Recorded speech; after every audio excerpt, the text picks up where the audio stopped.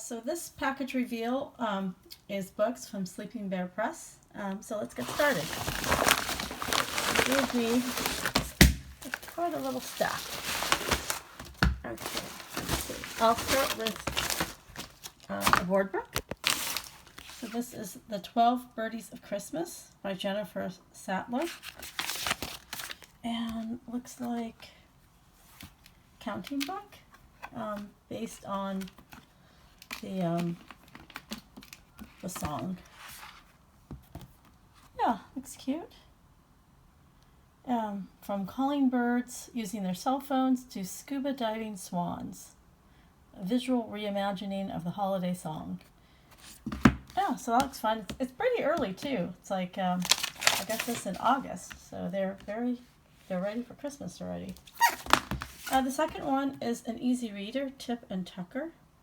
It is by Ingalls and Sue Lowell Gallion, illustrated by Andre Ceolin. And so I think I've read some of these before. They're very cute. These are kind of classroom pets, so like a hamster and maybe a gerbil. And it's just very sweet. A diverse classroom. And these, I think in the first book I read, I think the animals became the classroom pets for the first time. I can't remember. I just remember it's very sweet. I think I have it on my list of hamsters in early chapter books. And so I'll add this one as well. This next one is Tales from the Animal Shelter by Stephanie Shaw, illustrated by Liza Woodruff.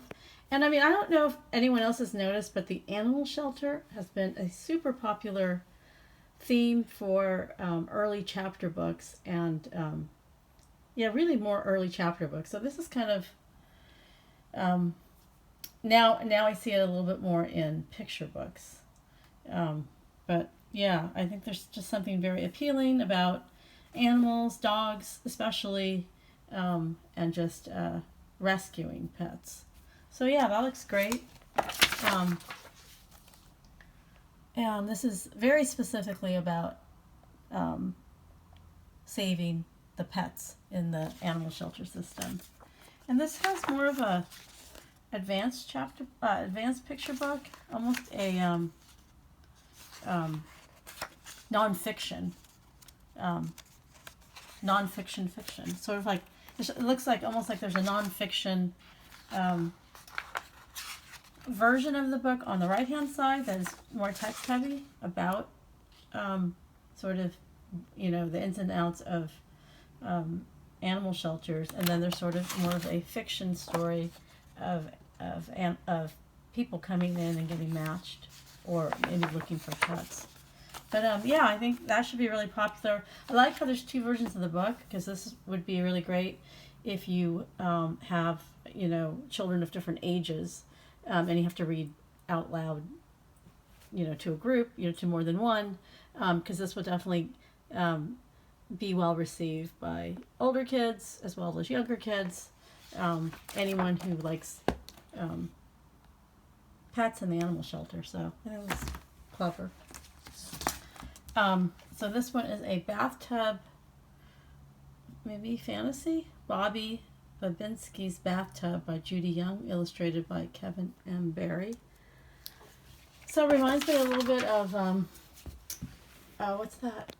Oh God, I'm blanking on it. The book where there's a creature in the, that outgrows the bathtub and ends up in a pool next door. Oh my God, it's like one of my favorite books too. I'm like blanking. I'll put it in the comment box. And so this is Bath Time. Babinski does not like bath time, so they're trying to make it more fun. And so all the lengths it takes to make bathtub fun. And isn't that always the case? Like when kids are little, they never want to go into the bath, but then once they're in the bath, like you cannot get them out of the bath. And so this is like, it looks kind of fun, comical. All the different ways to get this little boy into the bath.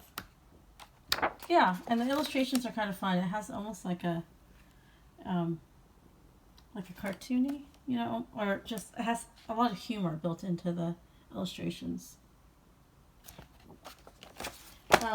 Okay, so now we have another book ready for winter. So Sleeping Bear Press is really Katia Wish, Raccoon's Perfect Snowman by Katia Wish, and I was in a children's picture book writing class with Katia Wish, and the instructor was like, ooh, she was one of 4 illustrators, and she was like, we have a real treat because Katia Wish just won a big illustration award as sort of a debut illustrator. And she was super nice. She was only there the first class because she was really busy with edits for a book she was working on.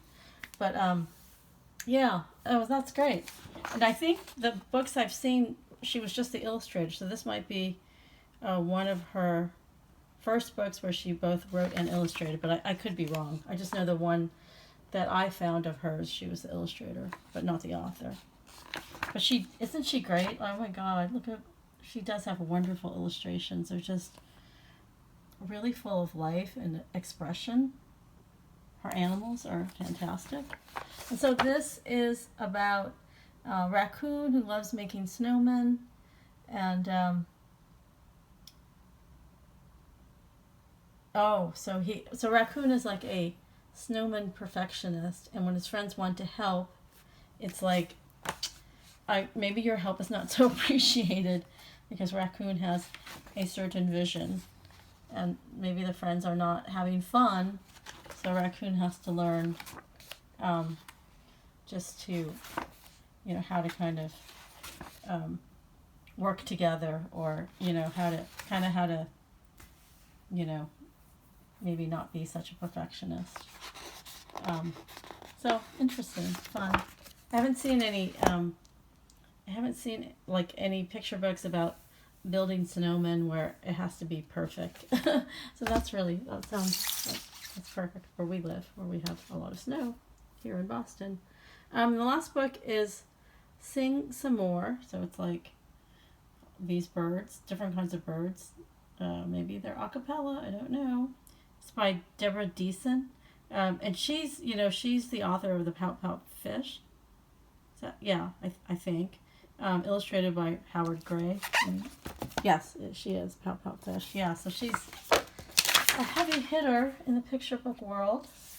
And so this is about, yes, vocal talents in a concert. Definitely birds singing a cappella-ish.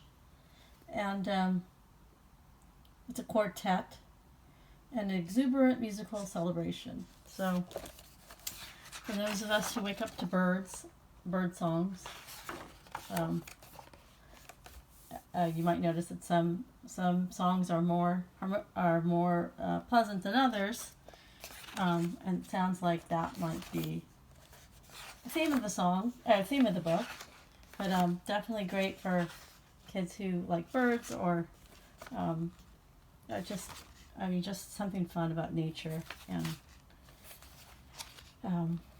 sort of a fiction story, but you can definitely apply it to bird watching or learning more about bird calls.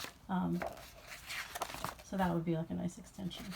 So anyway, thank you so much to Sleeping Bear Press for this stack of books, and thank you all for watching.